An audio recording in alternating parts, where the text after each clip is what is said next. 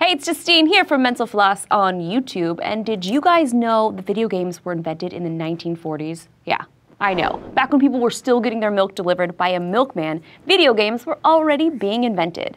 Now, they didn't look much like Halo or Call of Duty, but the cathode ray tube amusement device is considered one of the first ever video games. It was modeled after radars in World War II and required hitting targets. This was the first game ever to be given a patent. And that's the first of 30 game-changing video games I'm going to tell you guys about today. Whether they were the first of their kind or popularized by a genre, these games are responsible for changing the gaming world. Let's get started.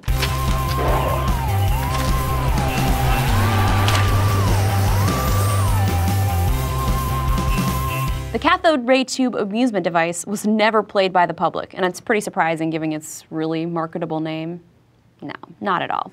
A couple of similar innovations emerged throughout the 50s, including the first video game designed to be played for fun, Tennis for Two. It was created by a nuclear physicist as a project for the US government, believe it or not. The game itself was a lot like Pong. Space War, which came about in 1962, was the first game played on a computer that became decently popular. Now in the 60s, a popular game meant that it was played by essentially everyone who could afford a computer, which wasn't very many people. And it took over 200 hours for a team to program Space War, the two-player game in which spaceships would shoot missiles at each other, and you can find versions of this on the internet that people still play to this day. A couple years later, Pong emerged, which really put video games on the map. And this was a product of an actual corporation, Atari, which was founded by Nolan Bushnell, who also launched the Chuck E. Cheese franchise. I kid you not. And I will leave it up to you guys to decide whether his work with Atari makes up for that terrifying animatronic mouse. By 1975, people were buying Pong to play in the comfort of their own homes, and video games were officially a cultural staple. Space Invaders, released in 1978, was hugely successful. This arcade-style game put future of video games back on track during a time when all people could find were Pong and its millions of knockoffs. It was also the first game to contain background music, and Space Invaders even has a place in the prestigious Museum of Modern Art in New York City. Let's finally move on from tennis and space to talk action-adventure games. The Legend of Zelda, which came out in 1986, is widely believed to have jump-started this genre, and without it, who knows where Tomb Raider and God of War would be today. The Zelda series is attributed for combining elements from other games to create genre staples, such as puzzles, exploration, and action. This was also the first game to ever allow you to save your progress and return to your gameplay later. And as someone who takes months to finish games, I can't even imagine having to finish a game in one setting. Actually, yes, I could, but I don't want to do that. In 1992, Wolfenstein 3D popularized the first-person shooter. The game was set in a Nazi prison, and the protagonist was a spy who had to escape the prison and take out the Nazis. Wolfenstein 3D had predecessors, but this game brought first-person shooters to the forefront of the gaming world. Now, Doom was released 1 year later, and the first-person shooter game exploded even more in popularity, proving that this style was here to stay. Super Mario 64 from 1996 is considered one of the most revolutionary when it comes to three-dimensional gaming. The format was a success, and many believe that this was the game that drew customers to buy Nintendo 64 consoles.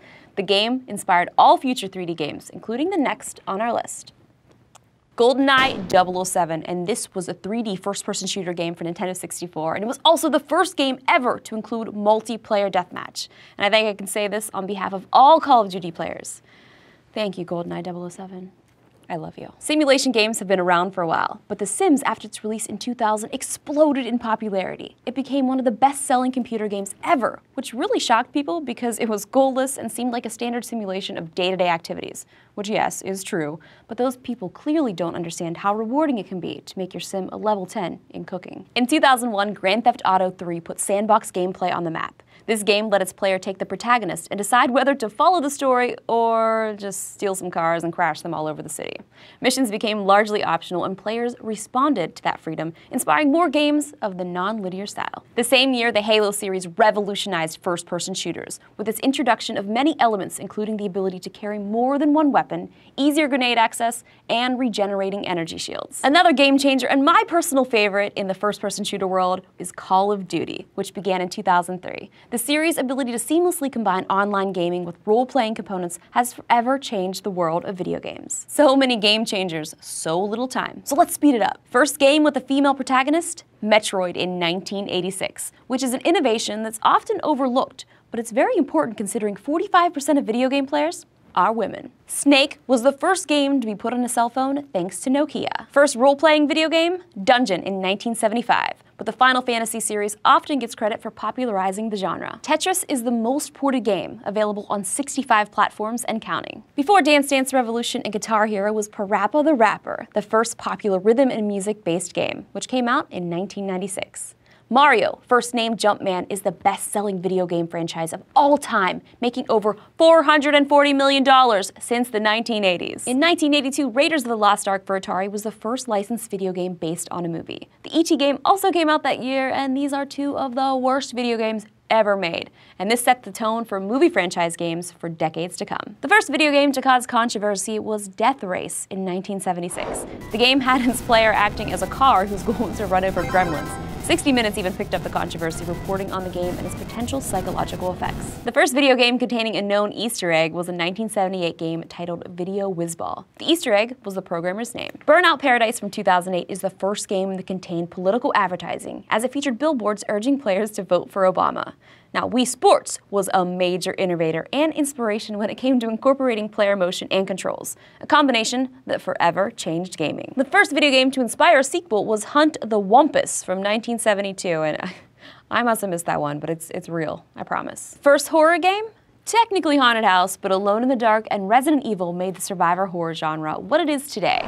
Thank you guys so much for watching Mental Floss on YouTube, which is made with the help of these very kind people.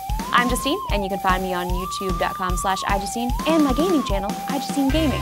You can find all of the links in the description. This week, Justin Smith asked what the E in Chuck E. Cheese stands for, and when I found out, I was actually quite disappointed. It stands for entertainment.